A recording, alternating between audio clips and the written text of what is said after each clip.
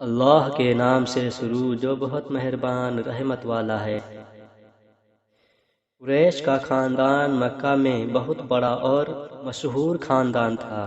ہمارے پیارے نبی صلی اللہ تعالیٰ علیہ وآلہ وسلم بھی اسی خاندان سے تھے۔ اس خاندان میں عامر کا قبیلہ بہت مشہور اور نامور قبیلہ تھا۔ حضرت سودا رضی اللہ تعالیٰ عنہا اسی قبیلہ عامر میں پیدا ہوئی۔ حضرت سودا رضی اللہ تعالیٰ عنہ کی پہلی شادی حضرت سکران رضی اللہ تعالیٰ عنہ سے ہوئی۔ حضرت سکران رضی اللہ تعالیٰ عنہ یوں بھی آپ کے قریبی عزیز تھے۔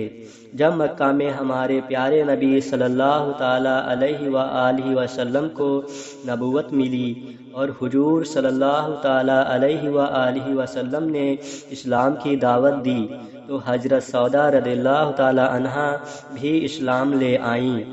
ان کے ساتھ ان کے شوہر حضرت سکران رضی اللہ تعالیٰ عنہ بھی اسلام کی دولت سے مالا مال ہوئے۔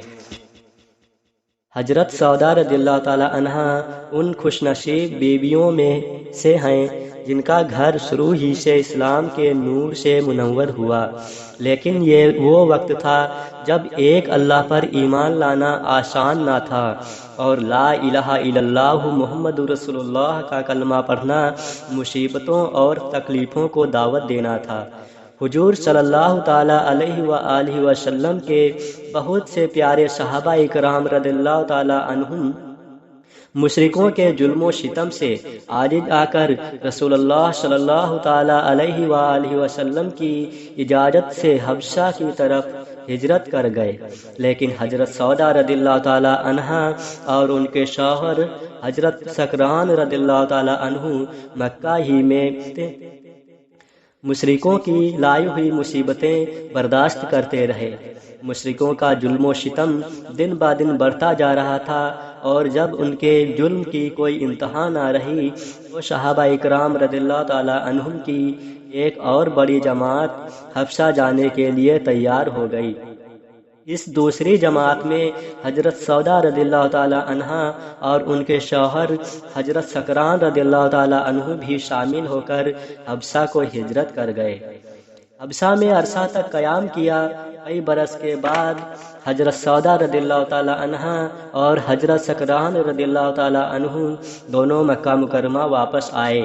مکہ میں چند دنوں کے بعد حضرت سکران رضی اللہ تعالیٰ عنہا کا انتقال ہو گیا اور آپ بیوہ ہو گئیں۔ نبوت کا 10واں سال تھا۔ حضور صلی اللہ تعالیٰ علیہ وآلہ وسلم کی پہلی اور انتہائی محبوب بیوی حضرت خدیجہ رضی اللہ تعالیٰ عنہا کا انتقال ہو چکا تھا۔ حضور صلی اللہ تعالیٰ علیہ وآلہ وسلم انتہائی پریشان اور غمگین تھے۔ ایک طرف باہر مشرکوں کی عداوت بڑھ گئی تھی، دوسری طرف گھر میں نہ کوئی مونس تھا نہ کوئی رفیق، گھر بار کا انتظام اور بچوں کی دیکھ بھال اور بغیر عورت کا گھر۔ ایک پریشانی نہیں ہزاروں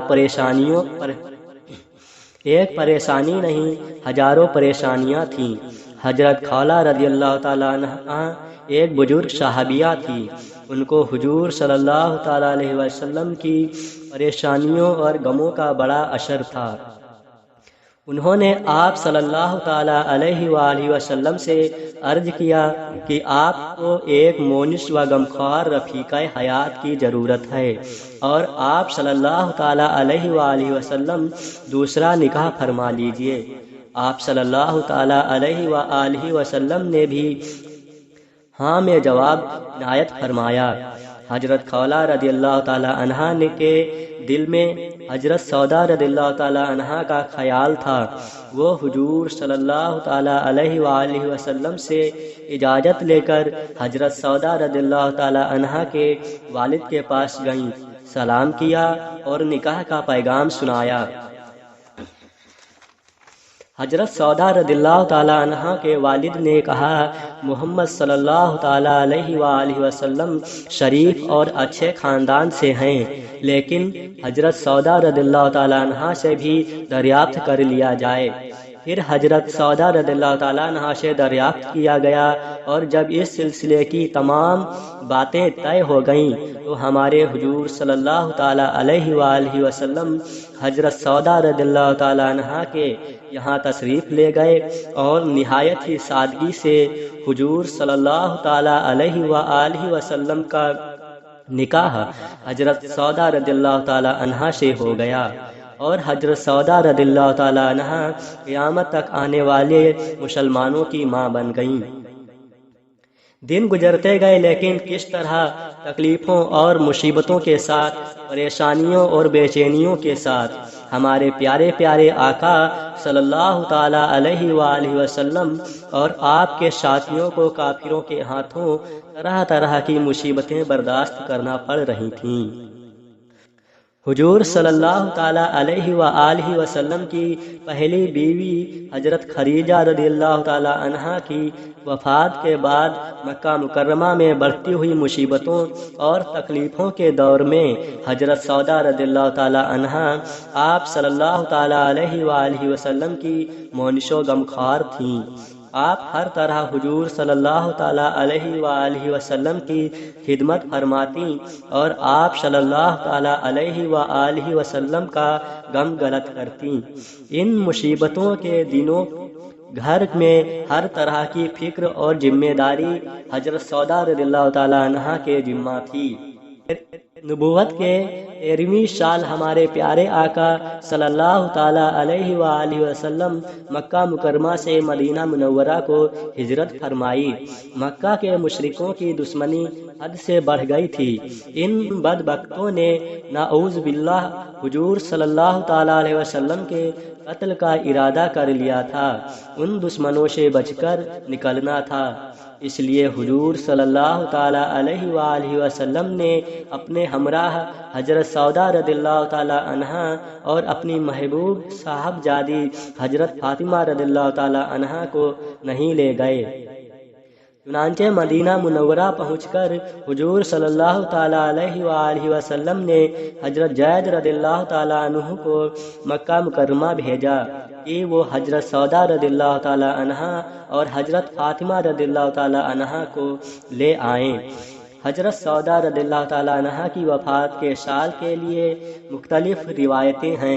امام بخاری اور امام جہوی کے نزدیک 23 ہجری میں مدینہ منورہ میں ان کی وفات ہوئی، لیکن واقدی اور صاحب اکمال کے نزدیک 52 ہجری میں، مگر علامہ ابن حجر عسقلانی نے تقریب التہذیب میں ان کی وفات کا سال 55 ہجری شوال کا مہینہ لکھا ہے۔ ان کی قبر مبارک مدینہ منورہ کے قبرستان جنت البقیع میں ہے۔ دوستوں، ذرا غور کرو، حضرت خدیجہ رضی اللہ تعالیٰ عنہا کی وفات کے بعد حضرت سودا رضی اللہ تعالیٰ عنہا نے کس طرح حضور صلی اللہ تعالیٰ علیہ وسلم کے غم کو دور کیا، کس طرح کاشانۂ نبوت کو سنبھالا کہ آپ صلی اللہ تعالیٰ علیہ وآلہ وسلم کا قلب مبارک مطمئن ہو گیا۔ پھر ان کی حیاجی اور سخاوت کو دیکھو کہ درہموں سے بھرے ہوئے تھیلے کو چند منٹوں میں فقراء اور مساکین کے درمیان تقسیم کر دیا، اور اپنے لیے ایک بھی درہم نہ رکھا۔ ماں بہنوں، خدا کے لیے ان امت کی ماؤں کے طرز عمل سے سبق حاصل کرو اور نیک بیویوں کی فہرست میں اپنا نام لکھاؤ، اور حسد اور کنجوسی نہ کرو۔